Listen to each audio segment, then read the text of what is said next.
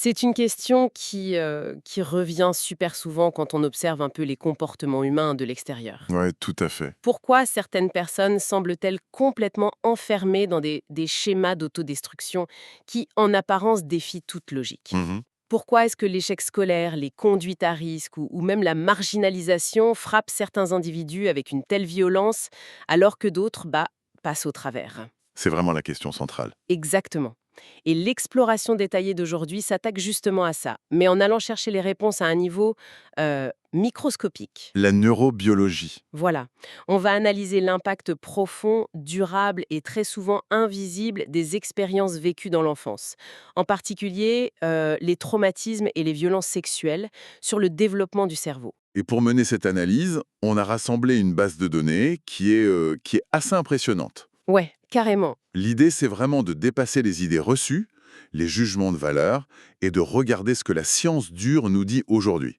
On va croiser les résultats d'une vaste étude académique américaine, l'ABS de 2021, sur les lycéens, Ok. avec des données très pointues de l'Institut national de santé publique du Québec, l'INSPQ. On ajoutera aussi les statistiques criminelles françaises récentes de 2023. Ça fait beaucoup de données, ça. Ouais, et ce n'est pas tout. On a une analyse socio-économique issue de la revue Psychology Today et surtout un travail clinique brillant de la docteure Muriel Salmona. Ah oui, sur la mécanique interne du traumatisme. C'est ça. Notre mission aujourd'hui, c'est de comprendre la mécanique des choses. Quel est le pourquoi neurobiologique derrière ces comportements? Comment le cerveau se transforme? Et surtout, comment la science propose de le réparer? C'est une perspective qui change absolument tout. Quand on plonge dans ces textes, on réalise à quel point ça transforme notre vision de l'apprentissage ou même de la justice en fait. Complètement. Et il faut préciser d'emblée, pour ceux qui nous écoutent, que l'objectif de notre discussion n'est pas du tout de s'enliser dans un récit sordide. Pas du tout. Il s'agit d'illuminer l'incroyable résilience de la biologie humaine. C'est très important de le souligner, oui. Bon, décortiquons un peu tout ça, car on ne peut pas ignorer l'ampleur silencieuse de ce phénomène à l'échelle mondiale. Non, en effet. Les données qu'on a sous les yeux, elles dressent un tableau assez vertigineux. Si on prend par exemple les données de l'INSPQ au Québec, on parle d'environ une personne sur 13. 1 sur 13. Ouais. Une personne sur 13 qui déclare avoir subi des violences sexuelles par un adulte avant même l'âge de 15 ans, avec une prévalence qui est 3 fois plus élevée chez les femmes. Et les proportions sont tout aussi alarmantes ailleurs. C'est un constat vraiment global. Ouais. Aux États-Unis, les Centres de contrôle des maladies, le CDC, estiment qu'une fille sur 4 et un garçon sur 13 subiront ce type de violence avant d'atteindre la majorité. C'est énorme. Et si l'on regarde du côté de la France, le ministère de l'Intérieur a recensé plus de 114 000 victimes pour la seule année 2023. Et c'est une hausse de 7% par rapport à l'année précédente. 114 000. C'est une véritable lame de fond qui traverse toutes les strates de la société. Et un autre aspect qui frappe énormément dans ces documents, c'est le profil des agresseurs. Ah oui, ça change tout. Ça vient complètement déconstruire le vieux mythe du prédateur inconnu caché dans une ruelle sombre. Absolument pas, non. Les données canadiennes de 2018 sont super claires là-dessus. Dans près de 9 cas sur 10, c'est une personne connue de la victime. 9 sur 10. On parle de membres de la famille élargie dans 30% des cas, de voisins ou de simples connaissances dans presque 29% des cas.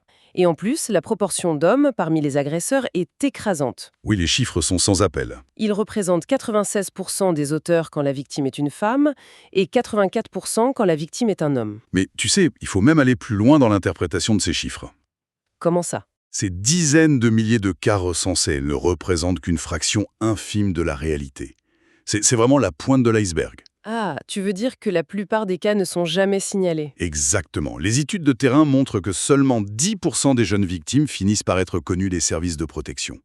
Le silence est la norme, ce n'est pas l'exception. Seulement 10%? C'est glaçant. Et, par ailleurs, les données révèlent une dynamique de prédation qui est très ciblée. Les populations déjà vulnérables sont systématiquement surreprésentées. D'accord. Les membres des Premières Nations, les personnes de la communauté LGBTQ+, ou les personnes en situation de handicap rapportent des taux de victimisation largement supérieurs. C'est une intersectionnalité dramatique, où la vulnérabilité sociale et l'isolement agissent comme des aimants pour ces violences. Et c'est là que ça devient vraiment intéressant. Mhm. Parce que pour comprendre ce silence, cette incapacité à parler ou à se défendre au moment des faits, il faut regarder à l'intérieur de la boîte crânienne. C'est là que se trouve la clé. C'est ce que propose l'article clinique de la docteure Muriel Salmola sur la neurobiologie du traumatisme, et elle utilise une analogie que je trouve fantastique pour expliquer ce qui se passe dans le cerveau d'un enfant agressé. L'analogie de la maison, oui. C'est ça, elle compare le cerveau au tableau électrique d'une maison. Est-ce que tu peux détailler un peu comment cette mécanique fonctionne concrètement lors d'un événement terrorisant? Bien sûr. Reprenons l'image de la maison. Lors d'une agression, le cerveau perçoit une menace mortelle immédiate.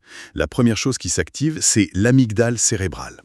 L'amygdale, d'accord. C'est notre détecteur de fumée, notre système d'alarme archaïque. Dès qu'elle s'allume, elle déclenche un état de sidération et elle va littéralement court-circuiter le cortex. Le cortex, c'est la partie logique, c'est ça? Exactement, c'est la zone du raisonnement et de la décision. Donc on ne peut plus penser. L'organisme se retrouve instantanément inondé d'hormones de stress, principalement le cortisol et l'adrénaline, pour préparer le corps à fuir ou à combattre. Le fameux fight or flight. Voilà.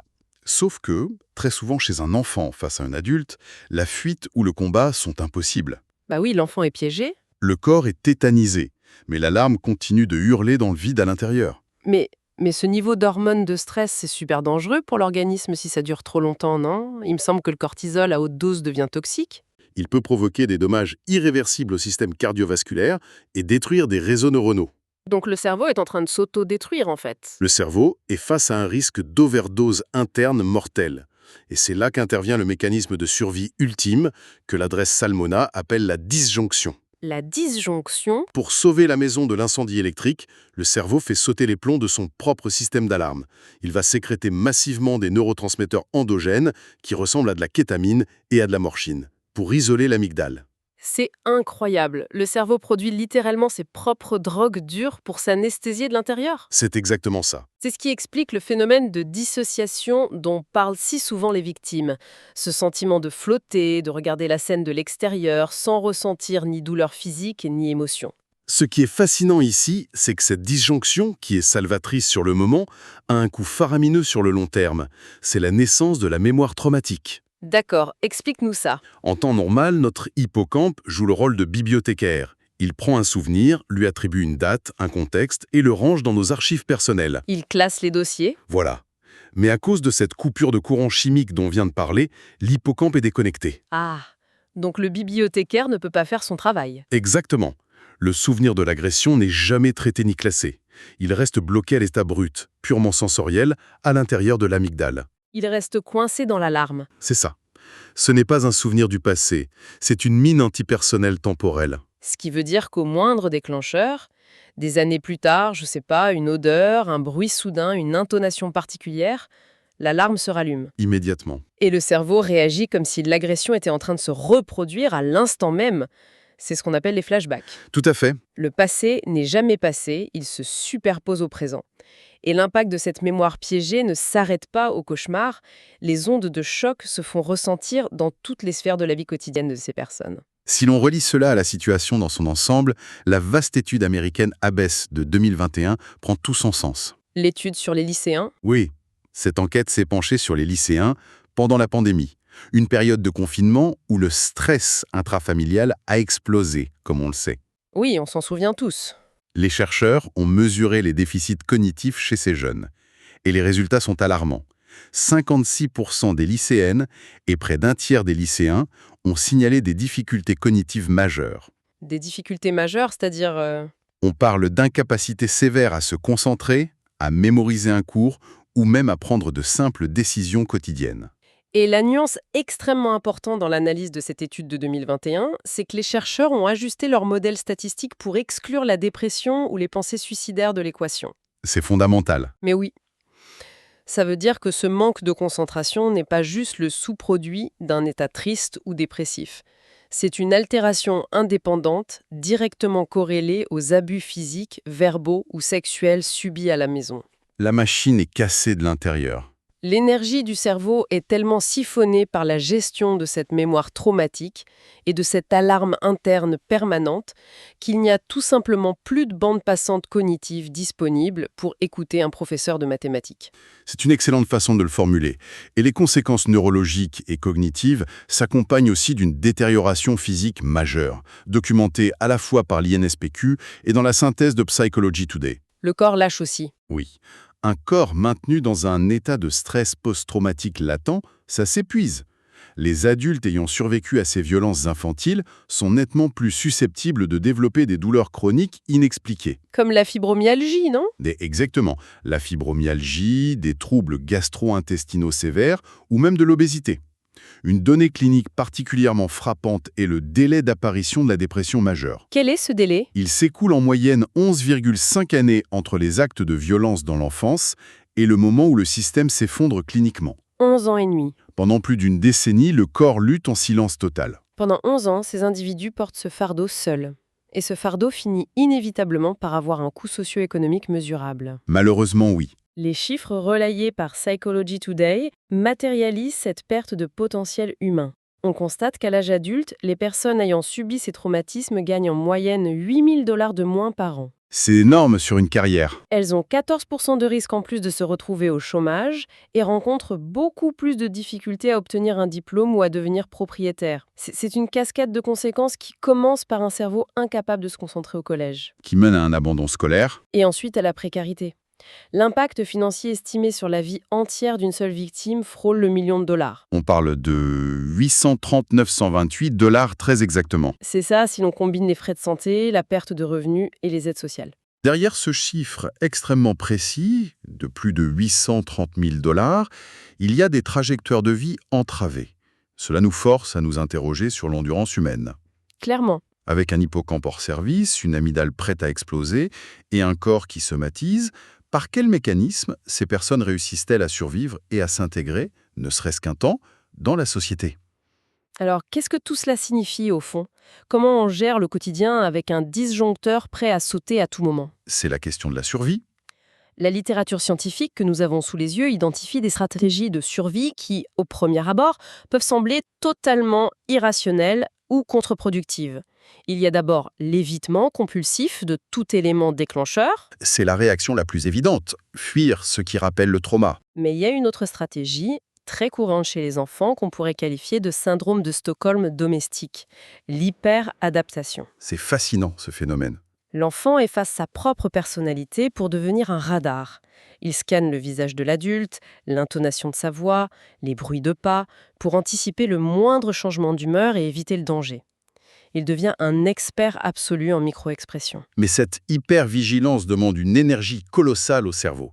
Et inévitablement, la mémoire traumatique finit par se réveiller au détour d'un déclencheur imprévu, provoquant une souffrance psychique et physique intolérable. Et c'est là que les choses dégénèrent souvent, n'est-ce pas? Oui, c'est à ce moment précis qu'entre en jeu ce que les psychiatres nomment les conduites à risque dissociantes. Les conduites à risque dissociantes. C'est un concept clinique qui englobe l'abus d'alcool, la consommation de drogues dures, les mutilations corporelles ou la mise en danger délibérée à travers des conduites sexuelles ou routières extrêmes. Concrètement, ça veut dire chercher le danger extrême ou s'infliger de la douleur pour réussir à s'anesthésier. C'est ça. Le problème, c'est que la société interprète systématiquement ces actes comme des choix destructeurs délibérés. On va dire de ce lycéen qu'il est un délinquant ou qu'il manque de volonté pour arrêter la drogue. On juge le symptôme au lieu de voir la cause. Exactement. On colle une étiquette de maladie mentale apparue de nulle part sur des comportements qui, neurobiologiquement, ont une fonction très précise. C'est un contresens majeur dans notre façon d'aborder la santé publique. Ces conduites à risque ne sont pas des pulsions de mort. Ce sont des tentatives de traitement empirique menées par un cerveau en panique. Un traitement empirique, tu veux dire que la victime essaye de se soigner elle-même. D'une certaine manière, oui. La victime découvre, souvent par hasard, qu'en provoquant un choc violent à son organisme, que ce soit par un toxique ou une douleur physique aiguë, elle force son cerveau à reproduire la fameuse disjonction dont on parlait. Le cerveau libère à nouveau son cocktail de morphine endogène. Voilà. Et la victime obtient enfin un répit face à la mémoire traumatique. C'est une stratégie de survie poussée à son paroxysme. S'abîmer le corps pour éteindre le feu dans l'amygdale. Comprendre cela, réaliser que la délinquance ou l'addiction peuvent être des symptômes directs d'un disjoncteur neurologique abîmé par un trauma, ça bouleverse complètement la manière d'envisager le soin. Totalement. Et heureusement, la science a avancé là-dessus. Et justement, cette exploration scientifique ne s'arrête pas au diagnostic. Les protocoles cliniques actuels, et notamment les données sur la thérapie par exposition prolongée, offrent une grille de solutions très pragmatiques. Il y a un vrai espoir. La psychothérapie, dans ce cadre, ce n'est pas seulement s'allonger sur un divan pour discuter du passé, c'est une véritable ingénierie de la réparation cérébrale. Absolument. On entre dans le domaine des thérapies comportementales et cognitives, les fameuses TCC. L'objectif n'est pas philosophique, il est anatomique. Anatomique, c'est-à-dire intervenir sur le câblage. Exactement. Puisque le problème de base est un défaut de stockage de la mémoire qui est coincé dans l'amygdale, la thérapie doit créer un pont pour transférer ce souvenir vers l'hippocampe. Le ramener à la bibliothèque. C'est ça. Le but de l'exposition prolongée est de désensibiliser le réseau neuronal pour permettre à l'hippocampe de faire enfin son travail d'archivage, de transformer ce flashback sensoriel en un simple souvenir autobiographique, appartenant définitivement au passé. Mais comment on construit ce pont en thérapie VAT? J'ai lu dans les sources des références au script traumatique. C'est quoi exactement? On demande simplement à la personne d'écrire ce qui s'est passé? C'est bien plus spécifique et encadré que cela. Dans le cadre très sécurisé du cabinet thérapeutique, la personne va rédiger un récit extrêmement détaillé de l'événement. D'accord. Ensuite, elle va devoir se confronter à ce récit. Elle va l'enregistrer, le relire ou l'écouter en imagination de manière répétée. Ça doit être épuisant. C'est très éprouvant. Mais il y a aussi un travail d'exposition qu'on appelle in vivo, qui consiste à se rendre progressivement dans des lieux ou des situations qui étaient fuies parce qu'ils servaient de déclencheurs. Donc on les ramène face à ce qui fait peur. Oui, mais en couplant cela avec des techniques respiratoires intenses pour bloquer la montée d'adrénaline. On prouve au cerveau, répétition après répétition, que le contexte actuel est sûr. L'amygdale finit par cesser d'envoyer le signal de mort imminente. L'habituation remplace la panique, en quelque sorte. Exactement. Et ce qui est prodigieux, c'est que ce processus ne produit pas seulement un soulagement psychologique. Les études menées avec l'imagerie par résonance magnétique, les IRM, démontrent que ces thérapies réparent physiquement le cerveau. On peut voir les changements sur les images, oui. On observe le phénomène de neurogénèse. De nouvelles connexions neuronales se créent et les zones cérébrales atrophiées par le cortisol toxique reprennent du volume. La plasticité de notre cerveau permet de recabler les circuits endommagés. Le traumatisme n'est donc pas une condamnation à perpétuité pour notre biologie. La réversibilité des lésions est l'une des découvertes les plus porteuses d'espoir de la psychiatrie moderne. Le cerveau humain a cette capacité prodigieuse de se régénérer si on lui fournit les outils adéquats. C'est rassurant. En rassemblant toutes ces pièces du puzzle, depuis les statistiques glaçantes de l'INSPQ jusqu'aux images d'IRM post-thérapie, une conclusion limpide s'impose. Laquelle? Les répercussions d'un traumatisme précoce, que ce soit le décrochage scolaire, l'incapacité à se concentrer ou les comportements extrêmes d'addiction, ne relèvent ni de la fatalité, ni d'un défaut de caractère moral. Non, absolument pas. Il s'agit de blessures neurobiologiques profondes, mesurables et invalidantes. Et comme n'importe quelle fracture physique, ces blessures exigent des soins médicaux spécialisés et d'urgence, plutôt que la stigmatisation ou le jugement. C'est le message essentiel. Mais tu sais, cela soulève une question cruciale si l'on prend un peu de recul pour clore notre analyse. Je t'écoute. Si la science nous prouve de manière aussi irréfutable que les traumatismes infantiles modifient l'architecture de notre cerveau, en réduisant nos capacités d'apprentissage à néant et en provoquant des comportements de survie extrêmes via la dissociation, alors comment devons-nous repenser le fonctionnement de nos institutions ? Ah, tu parles de l'école, de la justice. Exactement. Nos écoles et nos systèmes judiciaires ont aujourd'hui pour habitude de punir de manière très binaire le manque de concentration, l'absentéisme, la toxicomanie ou la délinquance. On punit le comportement. Mais au vu de ces découvertes neuroscientifiques, ne sommes-nous pas en train d'exclure, voire d'incarcérer des individus pour la simple raison que leur biologie a parfaitement exécuté ces mécanismes de survie face à la détresse ? C'est une réflexion systémique complexe. Mais elle devient incontournable à la lumière de ces données. C'est une question qu'on doit tous se poser en tant que société. C'est clair, une vraie remise en question de nos systèmes de punition et d'accompagnement. Voilà de quoi réfléchir longuement pour notre auditoire.